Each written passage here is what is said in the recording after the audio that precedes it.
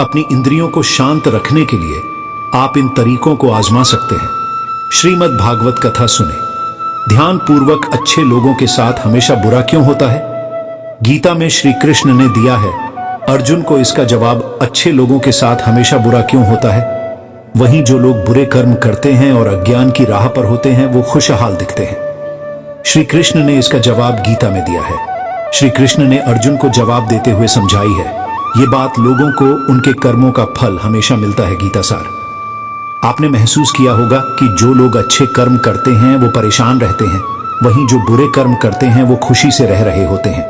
अच्छे कर्म करने वाले परेशान होते हैं कि आखिर उन्हें इतनी परीक्षा क्यों देनी पड़ रही है, जबकि जो अधर्म की राह में हैं वो खुश हैं और जिंदगी का लुत्फ उठा रहे हैं।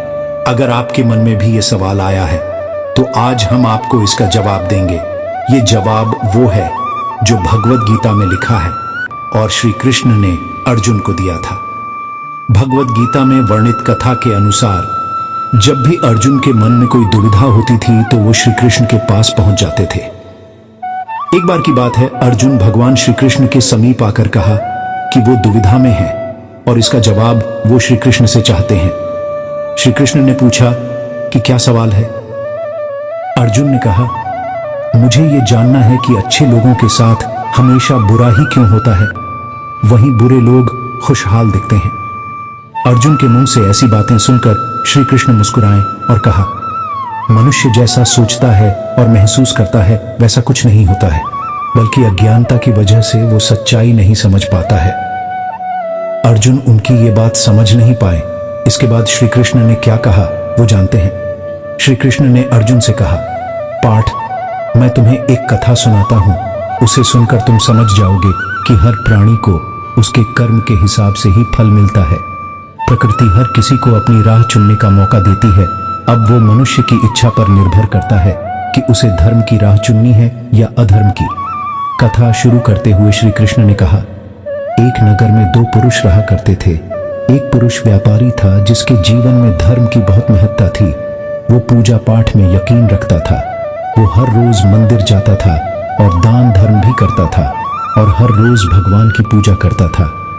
वहीं दूसरा पुरुष बिल्कुल विपरीत था। वो हर रोज मंदिर तो जाता था लेकिन पूजा करने नहीं बल्कि मंदिर के बाहर से जूते चप्पल चुराने। उसे दान और धर्म से कोई लेना देना नहीं था। समय बीतता गया और एक दिन बहुत जोर की बारिश हो रही थी। इस वजह से मंदिर में पुजारी के अलावा कोई नहीं था। ये बात जब दूसरे पुरुष को पता चली तो उसने कहा कि ये सही मौका है मंदिर का धन चुराने का। पंडित से नजर बचाकर उसने मंदिर का सारा धन चुरा लिया। उसी समय धर्म कर्म में विश्वास रखने वाला व्यक्ति भी मंदिर पहुंचा। दुर्भाग्य से मंदिर के पुजारी ने उसे ही चोर समझ लिया और चिल्लाने लगे। वहां लोग एकत्र हो गए और उसे बहुत मारा। किसी तरह वो बचते बचाते वहां से निकला तो दुर्भाग्य ने उसका साथ वहां भी नहीं छोड़ा। मंदिर के बाहर वो एक गाड़ी से टकरा गया और घायल हो गया। फिर वो व्यापारी लंगड़ाते हुए घर जाने लगा तो रास्ते में उसकी मुलाकात उस पुरुष से हुई जिसने मंदिर से धन चुराया था। उसने कहा, आज तो मेरी किस्मत चमक गई, एक साथ इतना सारा धन मिल गया। ये सब देखकर उसे बहुत बुरा लगा और उसने अपने घर से भगवान की सारी तस्वीरें निकाल दी। कुछ सालों बाद दोनों की पुरुषों की मृत्यु हो गई। मरने के बाद जब दोनों यमराज की सभा में पहुंचे और भले पुरुष ने दूसरे व्यक्ति को देखा तो उसे बहुत गुस्सा आया। उसने क्रोधित होकर यमराज से पूछ ही लिया, मैं तो हमेशा अच्छे कर्म करता था, दान में विश्वास रखता था, उसके बदले जीवन भर मुझे अपमान और दर्द ही मिला और इस व्यक्ति को नोटों से भरी पोटली। आखिर ऐसा भेदभाव क्यों? इस पर यमराज ने कहा, पुत्र, तुम गलत समझ रहे हो। जिस दिन तुम्हारी गाड़ी से टक्कर हुई थी वो दिन तुम्हारे जीवन का आखिरी दिन था, परंतु तुम्हारे अच्छे कर्मों की वजह से तुम्हारी मौत सिर्फ एक छोटी सी चोट में बदल गई।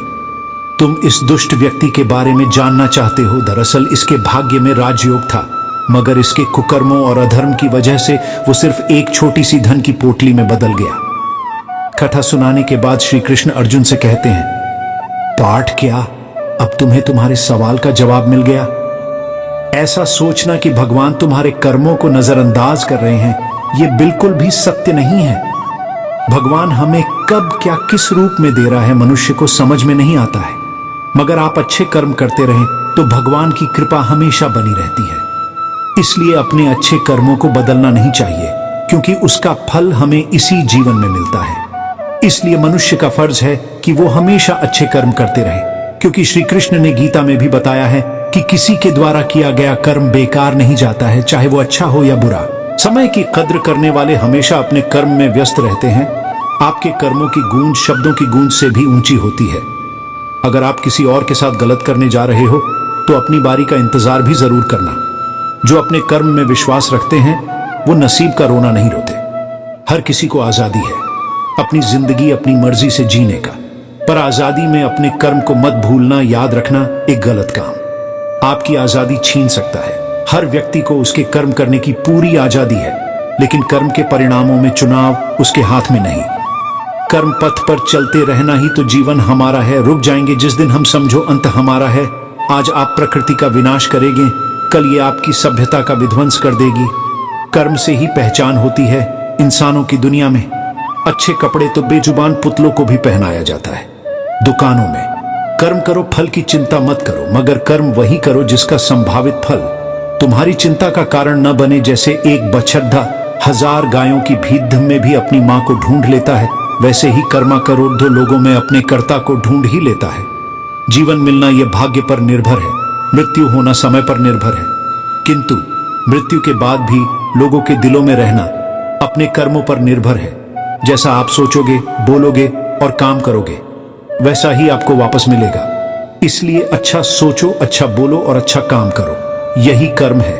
आपके कर्म ही आपकी पहचान है, वरना एक नाम के हजारों इंसान हैं। तुम जो भी कर्म प्रेम और सेवा की भावना से करते हो वह तुम्हें परमात्मा की ओर ले जाता है। जिस कर्म में घृणा छिपी होती है वह परमात्मा से दूर ले जाता है। इंसान भाग्यशाली नहीं होता कभी भी जन्म से, उसका भाग्य बनता है कर्म से। भाग्य से जितनी ज्यादा उम्मीद करोगे वो उतना ही ज्यादा निराश करेगा, और कर्म पे जितना जोर दोगे वो हमेशा उम्मीद से भी ज्यादा मिलेगा। कोई मेरा बुरा करे वो उसका कर्म है, मैं किसी का बुरा ना करूं वो मेरा धर्म है। अच्छी सोच रखोगे तो सब अच्छा होगा, अगर बुरी सोच रखोगे तो सब बुरा ही होगा। इसलिए सकारात्मक रहिए। यही कर्म है। क्या मिलना है ये कर्म की बात है, क्या लेना है ये धर्म की बात है।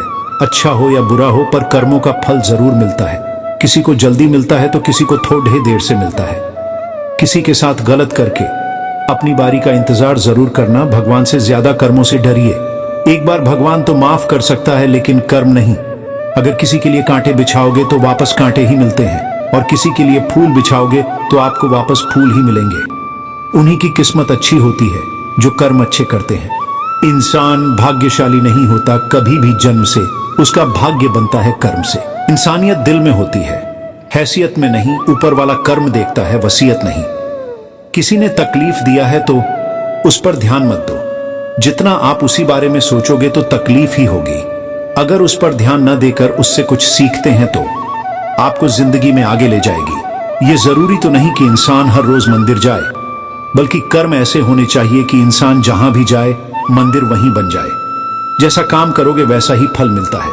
इसलिए अपनी सोच को अच्छा रखें, किसी को भी अच्छा बोले, अच्छा काम करें और अच्छे लोगों के साथ रहें। तुम जो भी कर्म प्रेम और सेवा की भावना से करते हो वह तुम्हें परमात्मा की ओर ले जाता है। जिस कर्म में घृणा छिपी होती है वह परमात्मा से दूर ले जाता है। सफलता चाहते हो तो ईमानदारी से मेहनत करना, सफलता जरूर मिलेगी। अगर किसी को कष्ट देकर सफलता पाने की कोशिश करोगे तो सफलता कभी नहीं मिलेगी। धन्यवाद। राधे राधे।